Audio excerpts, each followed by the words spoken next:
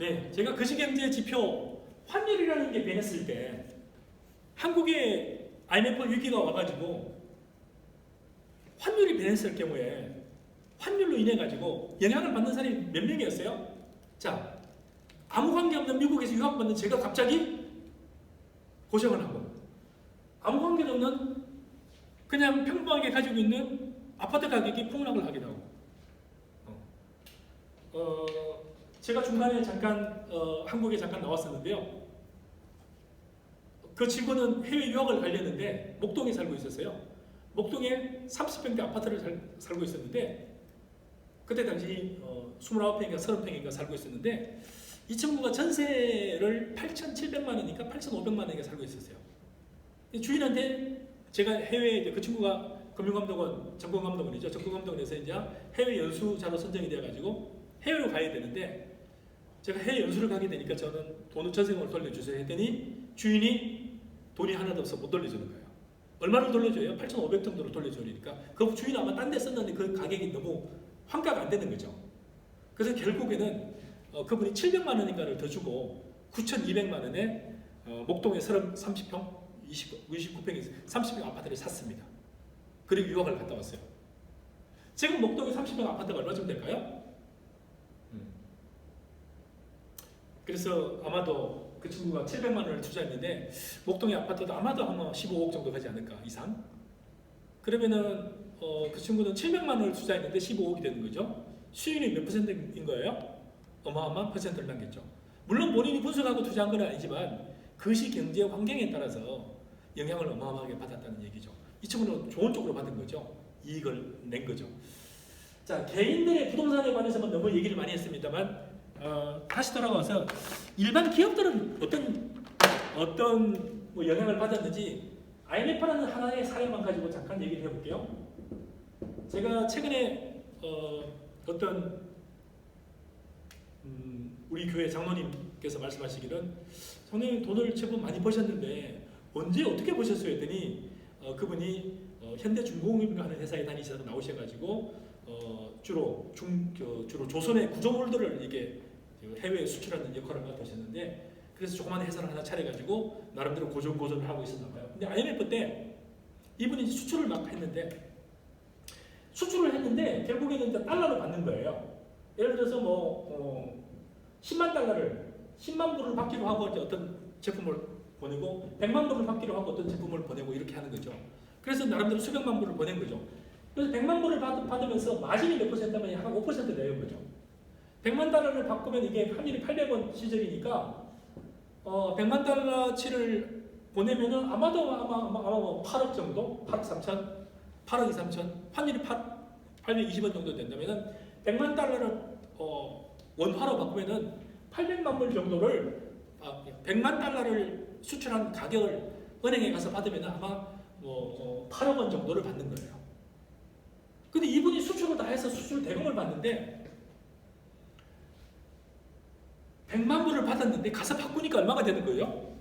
바꾸니까 5%가 남으면은 8억이 남으면 5%가 남으면 약 한 3천만 원, 8, 5, 30, 한 3천만 원 정도 이 차익이 생겨야 되는데 이분이 지금 가서 은행에 바꿨더니 환율이 2,300원 이러니까 그럼 100만 달러를 갖다 줬더니 나한테 얼마나 주는 거죠? 23억을 주는 거예요. 3천만 원의 이익을 기대했는데 내가 받는 게 얼마예요? 24억. 500만 달러, 만약에 1000만 달러가 얼마가 돼요? 1000만 달러면 100억이거든요. 100억 원어치를 수출해가지고 약 5억 원 정도 남기는 수출을 했는데 결국에는 100억 원어치를 1000만 달러 100억 원어치를 수출을 했는데 내가 받는 금액은 230억을 받는 거예요. 나는 5억을 기대했는데 얼마가 들어온 거예요? 거의 마진이 5%가 아니라 130% 마진이 생기는 거죠. 그래서 그때 당시에 이분 말에 의하면은 돈벼락을 맞았습니다 이러더라고요.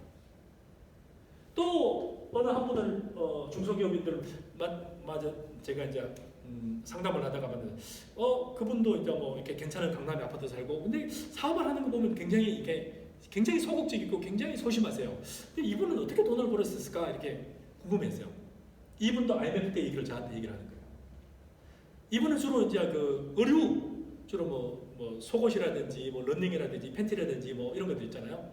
이런 것들을 수출하는 그런 회사예요. 이분도 마찬가지 수출을 하는 그런 회사였는데 갑자기 어떻게 되는 거죠? 마진이 2배가 늘어나고, 그리고 이제 똑같은 가격인데 한국의 자산 가격이 낮아지는 거예요. 만약에 예를 들어서 러닝 하나의 단가가 1,000원인데 갑자기 러닝 하나 단가가 500원밖에 안 하는 거예요. 야, 그러니까 니네 물건 빨리 주라고, 더 주라고. 수출은 2배로 늘어나고 마진도 훨씬 늘어나고. 그럼 어떻게 되는 거죠? 원래는 1,000원에 팔아야 겨우 뭐 이게 이익이 남는데 1,000원이 아니라 500원만 팔더라도 남는 거예요. 달러로 사는 그 외국인들은 좀 달러로 사니까. 그래서 그때 당시에 자기도 거의 잠을 못 잘 정도로 호황을 누렸다고 얘기를 하더라고요.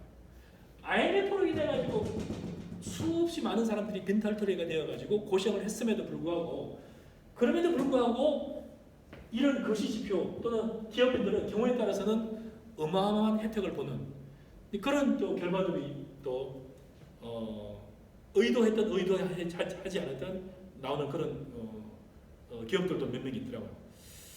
그래서 거시경제, 한국경제라는 거는, 한국경제는 아주 이렇게 바다로 따지면은 아주 조그마한 조각배예요.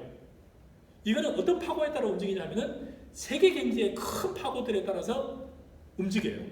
세계 경제가 안정적일 때는 그나마 안정적으로 가겠지만, 세계 경제 파도가 확 쳤을 때는 어디 조그마한 돛담배는 어떻게 되는 거죠? 흔적도 없이 파산이 되고 말 수도 있어요. 한국이라는 나라도 굉장히 힘이 듭니다만, 이런 상황 속에서 한국에서 기업을 경영하는 사람들은 어떻게 될까요? 더더욱 많은 어려움을 겪을 수도 있습니다.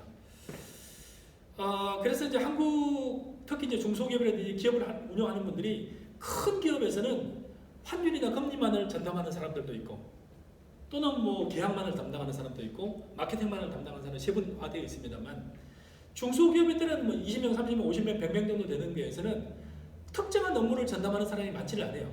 분석하는 사람도 많지를 않고. 그래서 외환, 환에 나왔으니까 한 가지만 조금 더 얘기를 하고 가면은, 몇 년 전에 우리나라의 많은 중소기업들이 한꺼번에 한 500여 개 기업체가 부도가 났던 적이 있어요. 이거는 이 500개 업체들이 특히 어떤 업체들이냐면은 내수 업체들이 아니라 수출을 많이 하는, 수출을 주도하는 굉장히 그런 좋은 우량 기업들이었어요. 이 우량 기업들이 조그맣게 거래하면은 외환에 대해서 크게 신경을 안 써도 되는데, 많이 환율이 오르락내리락 하면은 환율이 안정된 선 내에서 움직여야 이 사람들이 5% 마진이다, 10% 마진이다 예상을 하기 때문에, 그래서 이 사람들의 요구는 뭐냐면은 환율이 오르거나 내리거나 나는 가능하면 이 가격 내에서 거래를 하고, 내가 수출한 가격을 달러로 된 걸 원화로 바꿨으면 좋겠습니다. 그래서 은행에 상의했더니 은행에서 그때 당시 나온 제품이 키코라는 그런 제품이 있었어요.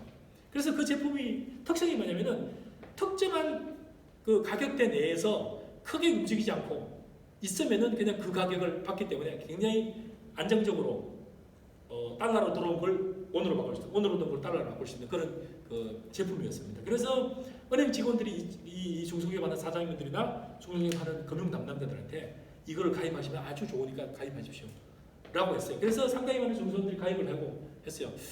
우리나라가 좀 모자라는 게 뭐냐 하면요, 우리나라도 실제로는 금융에 관한 그 지식이라든지 금융산업 자체가 굉장히 낙후되어 있습니다. IMF를 겪었음에도 불구하고 우리나라는 아직 이 키코라는 상품 자체가 특성이 뭐예요? 나중에 특성이 뭐냐면요, 이게 특정한 가격 밴드를 움직일 때는 아까 중소기업 사장님이 예상한 대로 되는 거예요. 근데 가격이 아주 올라가거나 내려가면은 전혀 보호를 못 받는 그런 개념이었어요. 그래서 실제로 키코로 들어간 많은 기업들이 매출액 200억, 300억, 경우에 따라 1000억 하는 기업들이 환율이 일정한 범위를 벗어났을 때는 어마어마하게 손실을 초래하는 그런 제품이었어요. 근데 이거를 가입하라고 권한 은행 직원들도 그 제품이 뭔지를 전혀 몰랐어요. 본사 직원도 몰랐어요. 본사 직원들에게는 이런 그 환이라든지 음이라든지 선물이라든지 옵션을 담당하는 직원들도 이게 키코라는 제품 자체가 어떤 특성을 가지고 어떤 위험을 가지고 있는지 전혀 몰랐던 거예요. 본사 직원도 모르고 지사 직원들은 그냥 지점 직원들은 그냥 가입하십시오라고 했던 거죠. 그래서 이 키코로 인해 가지고 약 500개 정도 되는 우량한 업체들이 한꺼번에 부도가 났어요. 뭐 때문에요? 환을 이해를 못해서. 그래서 그러면 거시경제를 특히 경영을 하는 기업인들 입장에서는 우리 회사 내에 금융을 전문하는 전문 직원을 채용할 수도 없잖아요. 은행 직원도 믿을 수도 없고요. 그럼 이건 도대체 어떻게 대응을 해야 되는 거예요? 그래서 결국에는 거시경제에 대한 이해에 관해서 중소기업의 CEO라든지 중소기업 CFO라든지 핵심 인력들이, 핵심 경영진들이 이해를 못한다 그러면은 나는 열심히 일을 했을 뿐인데 갑자기 망하는 거예요. 근데 이유도 몰라요. 왜요? 그 이유를 모르니까, 진짜 모르니까. 중소기업도 모르고 심지어는 정부도 모르고. 그래서 실제로 우리가 이제 금융산업들을 분석하면서 굉장히 많은 우리나라에 없는 게 뭐냐면은 제조업체는 해외 방문해 보면은 이스라엘이라든지 외국에 나와 보면은 굉장히 많이 부러워요. 아, 니네 나라는 LG가 있지 않냐? 니네는 삼성이 있지 않느냐? 뭐 하면서 굉장히 부러워요. 근데 실제로 금융에 관련돼서 보면은 너무너무 진적이에요. 지금 여러분 은행 대출 받으려고 한번 가보세요. 제가 국민은행을 30년 거래했습니다만 제가 대출을 하는 거나 이제 막 거래하는 옆집 아저씨나 대출 비율이 똑같아요. 아, 제가 신입직원부터 했다니까요. 하나도 레코드가 없어요. 미국에서는 뭐예요? 그냥 그동안 거래한 것만 신분증만 들고 가더라도 신용으로 엄청나게 대출을 해야죠. 우리나라는요, 담보 있으세요? 똑같은 가격 아파트라 그러면은 내가 나오는 비율이 거의 하나도 증가되지도 않아요. 그럼 우리나라 금융 구조는 뭐예요? 그냥 담보대출 구조. 이거는 바꿔 얘기하면 뭐 고리대금 구조는 거죠. 이거 언제부터 시작된 거예요? 고려시대, 삼국시대 이전부터 시작된 이 제도가 우리나라의 금융을 지탱하는 기본이에요. 그럼 우리나라 기업들은 그 위에서 발을 디디고 중소기업 자금을 조달하는 그런 체계입니다. 그걸 벗어나기 위해서 몇 가지 신용보증제도라든지 기술보증제도 몇 가지가 있습니다만 여전히 기본의 자금 조달하는 기본 기능은 담보대출 기능에서 크게 벗어나지 못하고 있습니다.